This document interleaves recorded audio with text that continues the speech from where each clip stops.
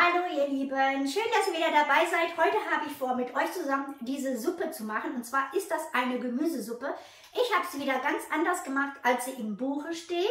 Und zwar habe ich da auch noch Kohl reingetan und Porree reingetan.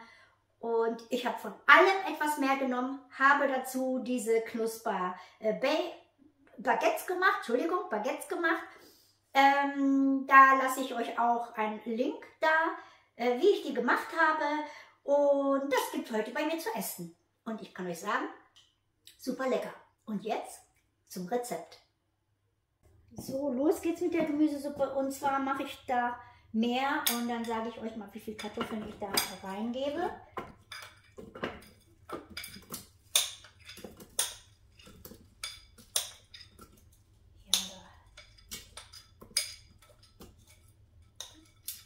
So, ich habe jetzt hier 408 Gramm Kartoffeln. So, dann gebe ich Porree dazu. Das sind ca. 61 Gramm Porree.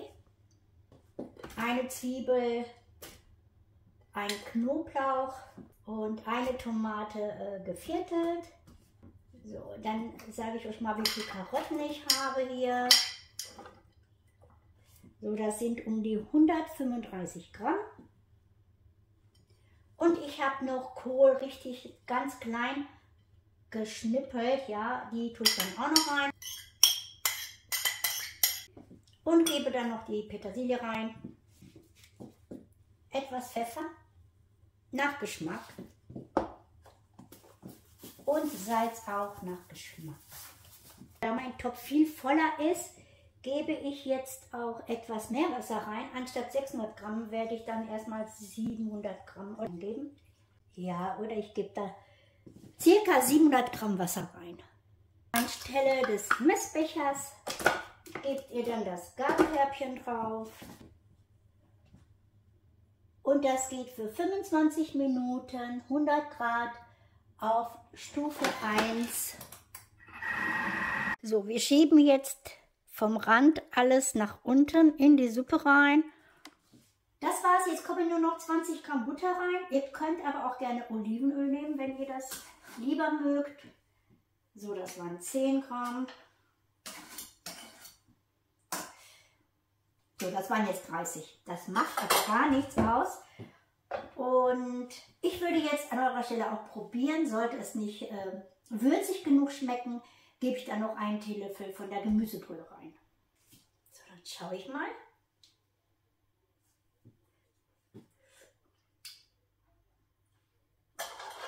Also da gebe ich auf jeden Fall noch einen Teelöffel Gemüsebrühe rein. Und zwar habe ich hier klare Brühe. Ihr könnt natürlich, wenn ihr eure selbstgemachte Brühe habt, könnt ihr die natürlich auch nehmen. Garköpfchen brauchen wir jetzt nicht mehr. Wir nehmen jetzt den Deckel. Das geht für 1 Minute auf der Stufe 5 und dann gehen wir bis zur Stufe 8. Also einmal die 5 und dann schrittweise bis zur 8. So ist die Suppe fertig. Ich zeige euch das mal einmal. Es ist wirklich ja, ganz gut gefüllt, der Mixtopf. So, zu der Suppe gibt es dann diese Knusperbaguettes, die ich gestern gemacht habe. Gestern waren sie noch richtig knusprig, heute sind sie etwas weicher, aber das macht gar nichts, deswegen schmecken die trotzdem super gut. Und dann will ich mal einmal etwas auf dem Teller geben. Es ist wirklich super, super heiß. So sieht's aus. Und da kommt natürlich das Knusperbaguette dazu oder einfach das Baguette. Ja, ich hoffe, dieses Filmchen hat euch gefallen. Ich werde dann jetzt eben noch kurz probieren, aber es ist super, super heiß. Ich will mir jetzt echt nicht den Mund verbrennen hier.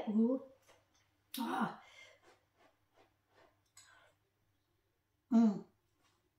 Richtig, richtig, richtig lecker. Bei diesem Wetter, eigentlich sollte es schon warm sein, ist es aber nicht.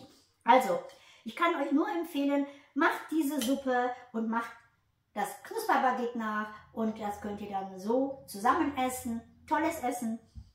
In diesem Sinne sage ich Tschüss, bis zum nächsten Rezept. Zu der Suppe gibt es da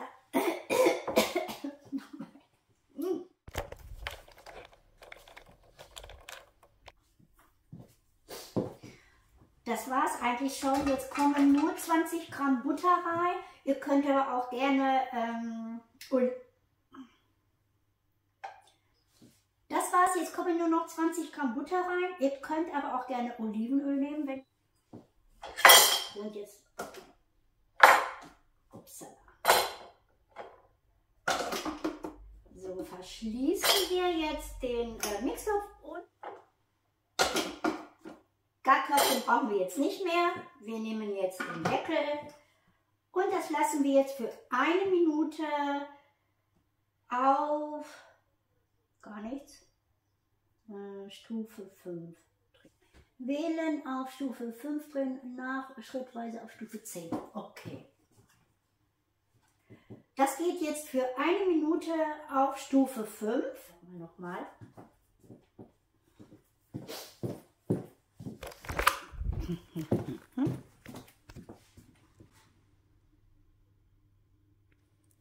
Das geht für 1 Minute auf der Stufe 5 und dann gehen wir bis zur Stufe 8.